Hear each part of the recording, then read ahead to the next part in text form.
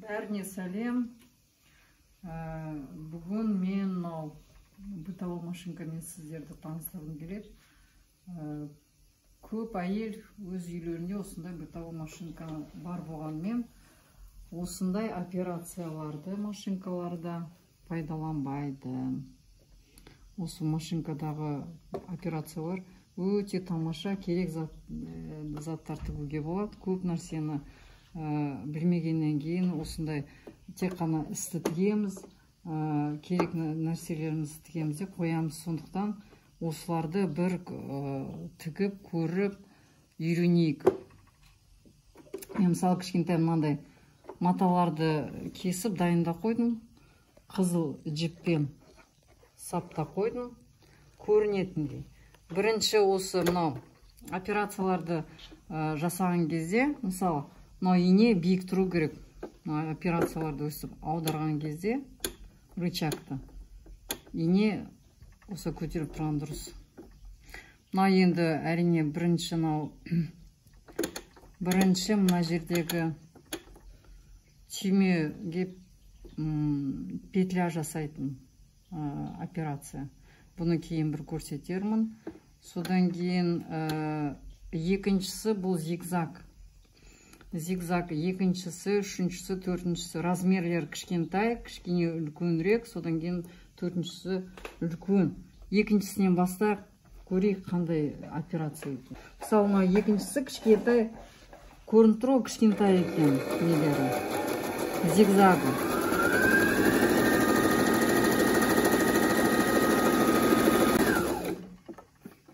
Екіншісі шығарамыз, көреміз. Мұны осындай. Енді үшіншісін көрейік. Үшінші операция бұл сәл үлкендеу. Үшіншісі сәл үлкендеу. Енді төртінші операция. Төртке қоямыз. Мына жерде знагы бар. Мына жерге төртіншісін қоямыз.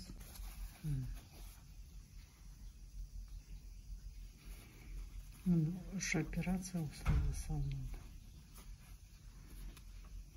Біріншісі, екіншісі, үшіншісі.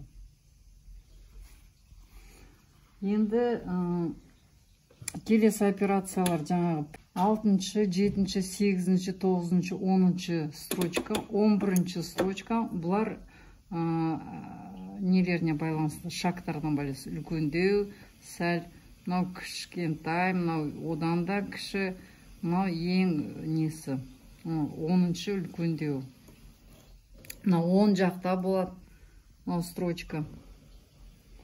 Инен солға бұрып, оңға бұруға болады мына функциялармен. Енді мынау 12-шісін көрейік. 12-ші функция. Мынандай сүйреті бар. Осындай сүйретті шығарады кеткен кезде. Көрдіңіздер ме? Енді 10-шы функциясы, 13-ші функциясын жасайық. Мына жерде зигзаг.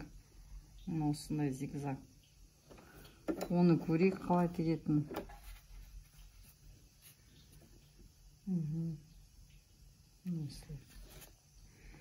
Келесі 14.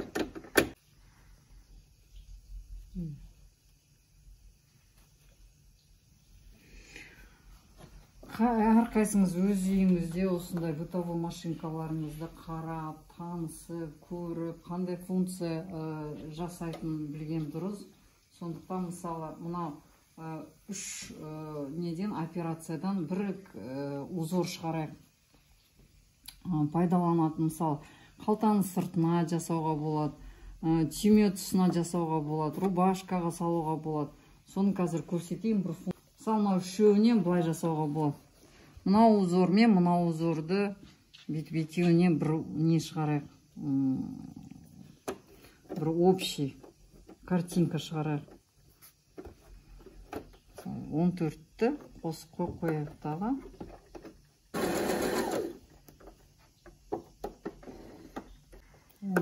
қостық. Міне мынау не строчканы бүйтіп ұстап отыру керек. Міне екеуін тіктік қой. Енді аударып былай тігейік. Қарама қарсы. Осы 13-тен қозғалмаймыз.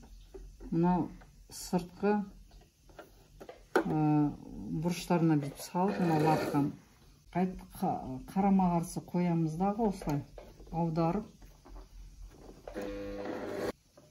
Енді мына 13-сын 14-ке ауыстырамыз.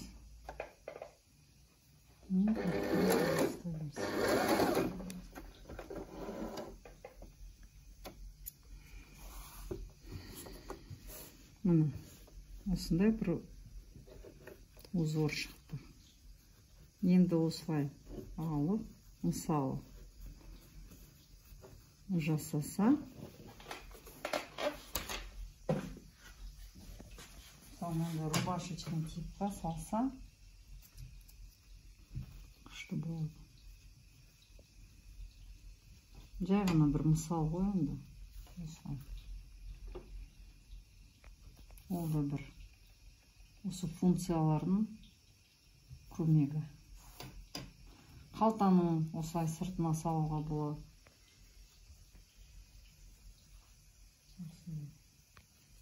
Қалташаларға шет-шеттеріне жасауға болады. Осы қолдың несіне тұсына жасауға болады осылай. Осындай. Жай ғана әдемі фантазияңызды қоссаңыздар, жақсы заттар жасауға болады.